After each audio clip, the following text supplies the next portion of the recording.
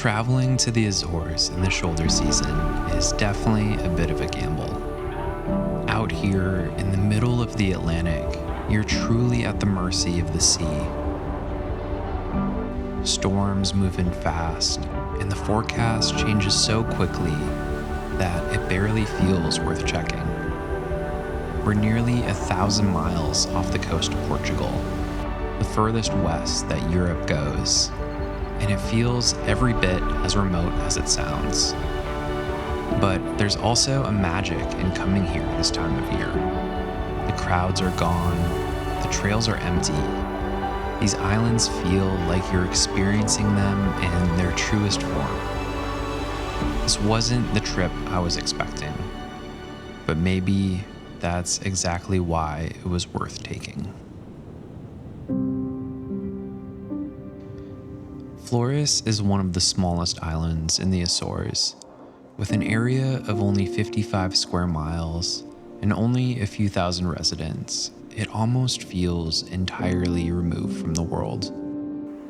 The terrain rises sharply from the sea into jagged cliffs and steep ridges, dotted with pristine valleys that are home to countless waterfalls.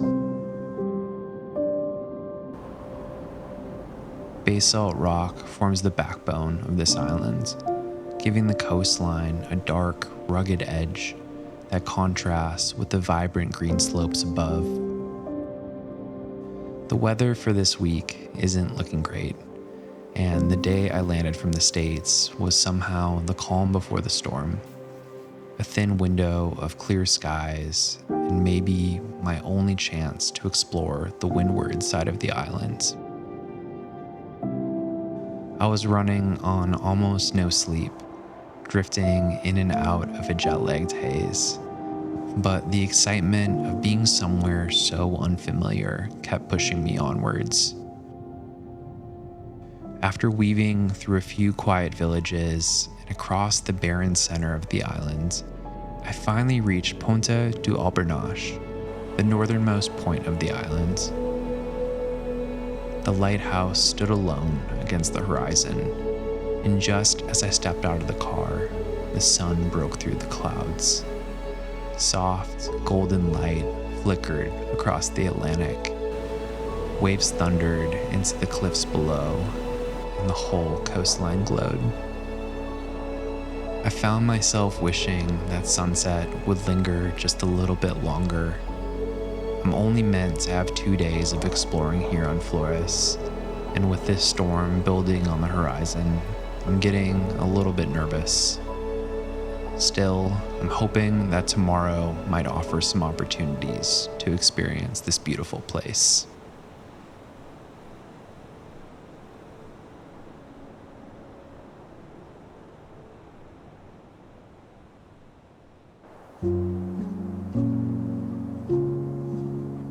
I awoke the next morning to find that the worst of the storm had passed. Overnight, the rain had poured down at times, but thankfully that too had subsided. The wind, however, was relentless, gusting across the island as if it had no intention of letting up anytime soon. After a night of pounding rain, the waterfalls on the island had come alive. I drove a few minutes to a beautiful waterfall whose name I can't pronounce, just outside of Faja Grande. The volume of water tumbling over the cliffs today was simply incredible. With the ocean swell still high from the storm and fog weaving through the coastal ridges, the scene felt almost unreal. There's a magic to a place like this. I made my way beneath the roaring falls, my camera gear reluctantly along for the ride. I knew that I wouldn't be dry for the rest of the day, but at that moment, it didn't matter. It was perfect.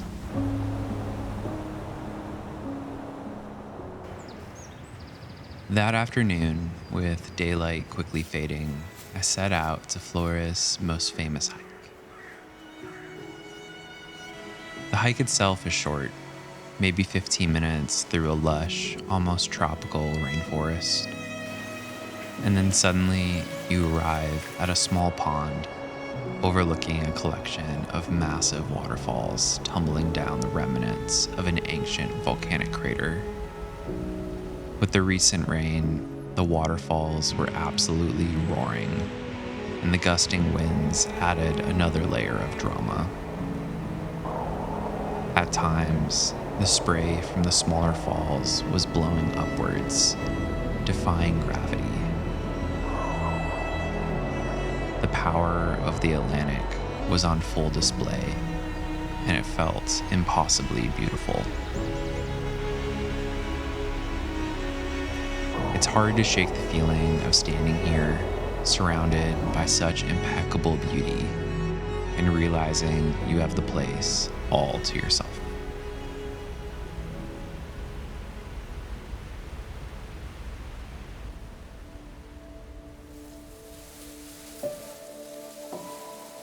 The skies are clear today, but I'm not going anywhere.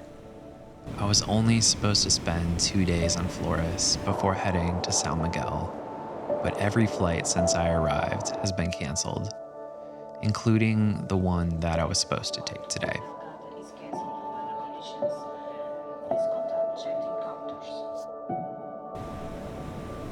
And I'll be honest, I've never been great at letting go of control. I like having a plan and knowing what comes next.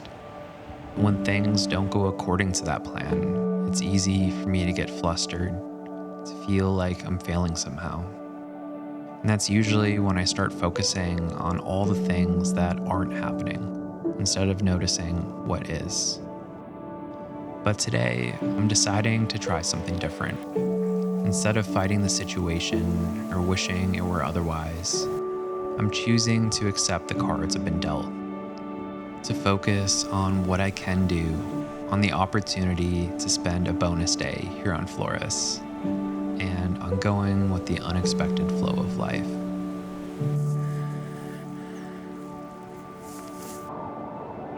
Luckily for me, one of the biggest headaches of being stranded was remedied pretty quickly. The home I'd been staying in at Aldea de Quada let me extend for another night, and I really hadn't had time to explore this place yet. Aldea de Quada is a historic 17th century farming village on the west side of Flores. It was abandoned for some time, but in recent years it's been restored, preserving its traditional stone houses, narrow pathways, and agricultural history. I'm staying in a rustic stone house that somehow balances vintage character with all the comforts I need. But the real gift is just outside the front door. 5 minutes from my bed is one of the most spectacular views I've seen on Flores, and I wouldn't have discovered it if my flight hadn't been canceled. The sun broke through the sheets of rain, spilling golden light across the cliffs. It felt like the world was standing still. I think about all the things I struggle to accept, plans that fall apart, things I can't control. And yet, those are often the moments that teach me the most. By letting go of expectations, I notice more. And slowly, I realize that growth doesn't come from perfect plans. It comes from learning to work with whatever life hands you and finding the beauty in it.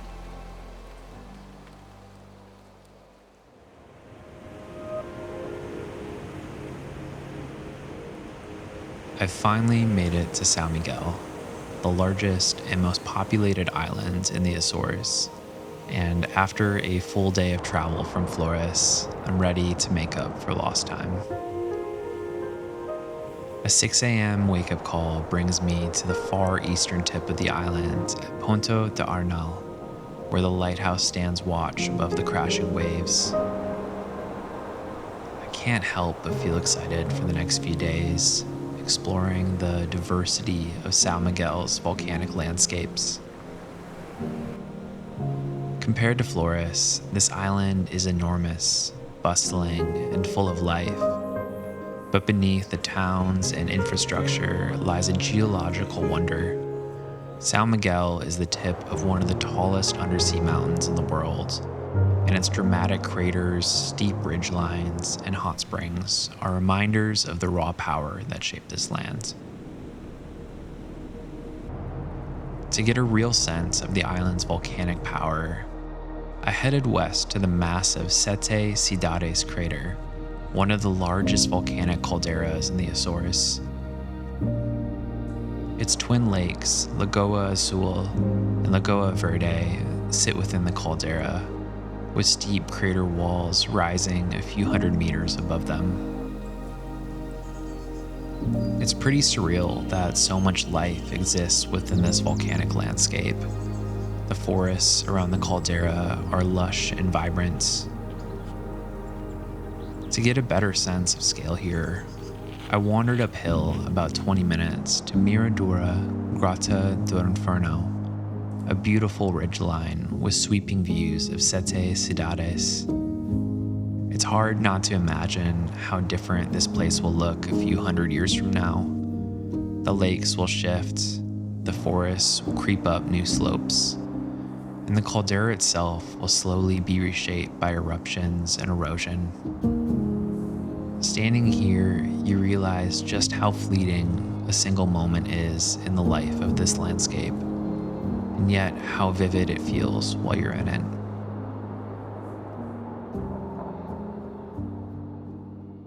So, I've learned something over the years.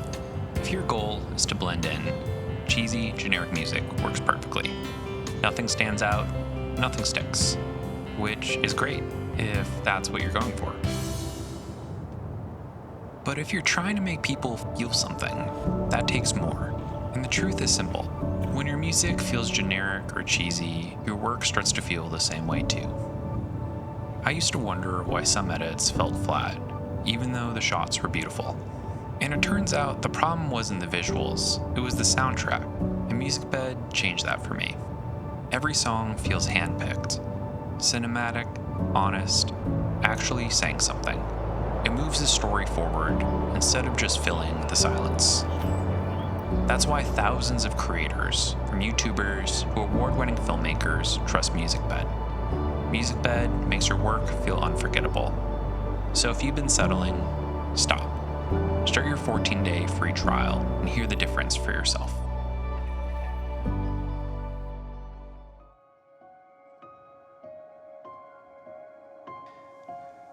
It's another early start for my final day here in the Azores, this time racing sunrise up the slopes of Agua de Pau, a massive stratovolcano just 30 minutes from Ponta Delgada. At the center of this caldera sits Lagoa de Fogo, a massive crater lake formed roughly 15,000 years ago when the volcano collapsed in on itself. From the crater rim, I can see out across the entire island. It's hard to believe such a dramatic, alpine-like view exists here in the middle of the Atlantic. It was also the coldest morning of the trip thus far. My fingers were completely frozen from the shifting winds, but it was so worth it sticking around to watch the colors and textures emerge with the rising sun. I don't think I'll ever be a morning person, but this place was definitely worth the early wake-up call.